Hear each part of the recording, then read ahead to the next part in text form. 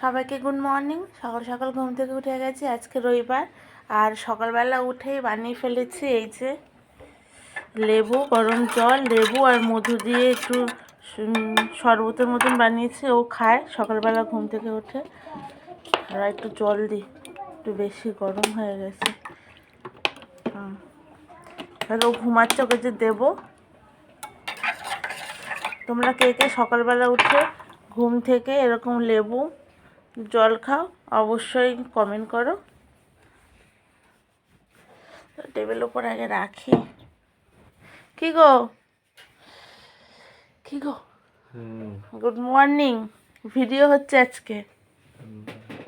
কি গো ওঠো, সবাইকে গুড মর্নিং বলো। সকাল সকাল সে ভিডিও করছে। Good morning. ওঠো, ওই যে বাবাইও উঠে দেখো আওয়াজ দিচ্ছে। থাক থাক ঘুমা, মুখে আলো পড়ছে ওর। না তোমার জন্য লেবুর জল, তুমি সকাল উঠে বানাও, আজকে আমি তোমার জন্য বানিয়েছি। হ্যাঁ বাতাসের জল গরমকালে দেবো। আমি বানিয়েছি, তুমি বানাও, আজকে আমি বানিয়ে দিয়েছি। খেয়ে দেখো কেমন হয়েছে।